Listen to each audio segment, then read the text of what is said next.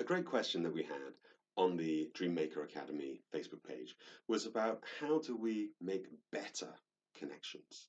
And there's a really great tool or technique that you can use, which I'm going to teach you now. So most of your connections will fit into one or two categories, either loose connections or close connections. Your loose connections are, these people that you met one time at that one thing. Maybe they're your friend on LinkedIn or Facebook, or maybe you follow them on Twitter, but you don't really know them very well.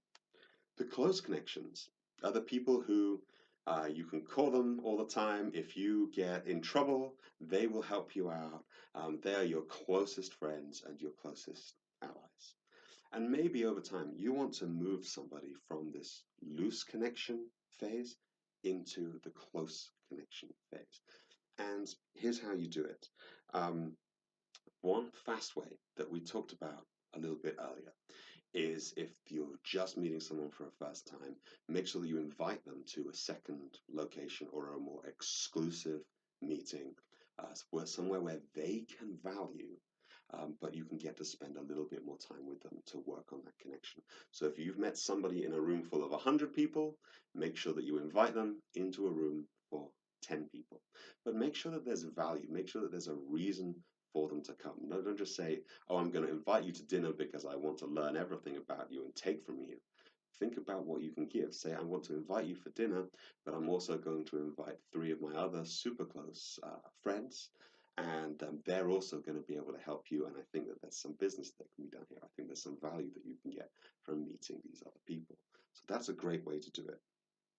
Another way to do it is to set up your diary to have regular contact with people who you want to move from loose connections into close connections.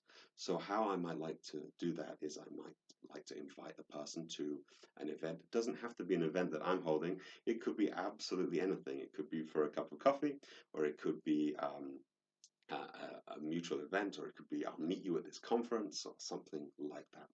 And try to set that in the diary. And then before you leave that meeting, pick a time and a date for the next one. Never leave one meeting without setting the time or date for the next. So then it becomes a reoccurring thing. It's so much better than, oh yeah, I'll call you. Oh yeah, we'll figure it out. You can be very direct and say, when am I going to see you next? And then out comes the diary, find the time. It doesn't have to be right away. It could be in 6 months' time. It could be a year's time, as long as it's in the diary. That's a great way.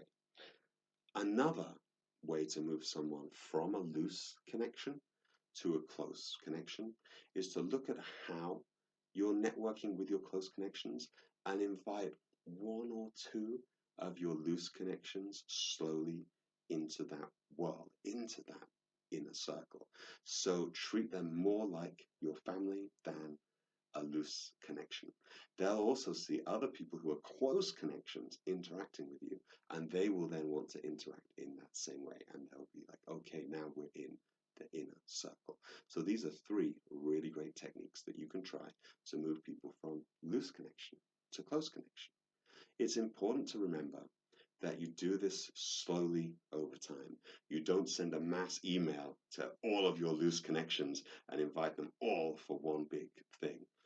Do it slowly because your close connections are your most trusted allies. So you have to be protective of your close connections, and you have to be selective too. So go slow and think about it.